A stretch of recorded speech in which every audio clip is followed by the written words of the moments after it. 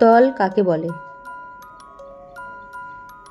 যে জ্যামিতিক চিত্রের কেবলমাত্র দৈর্ঘ্য ও প্রস্থ আছে কিন্তু বেধ বা উচ্চতা নেই তাকে তল বলে।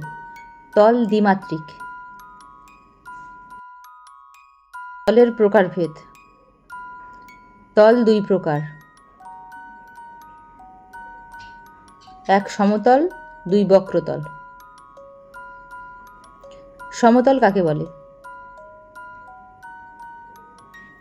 কোনো তলের উপর অবস্থিত যে কোনো দুটি বিন্দুর সংযোগকারী সরলরেখা যদি সম্পূর্ণভাবে ওই তলের উপর অবস্থিত হয় তবে ওই তলকে সমতল বলে। যেমন ঘরের মেঝে, আয়নার পৃষ্ঠ, ঘরের দেয়াল, টেবিলের উপরের অংশ ইত্যাদি। বক্রতল বা অসমতল কাকে বলে? কোনো তলের উপর অবস্থিত যে কোনো দুটি বিন্দু সংযোগকারী সরলরেখা যদি সম্পূর্ণভাবে ওই তলের সঙ্গে মিলে না যায় তবে ওই তলকে বক্রতল বা অসমতল বলে।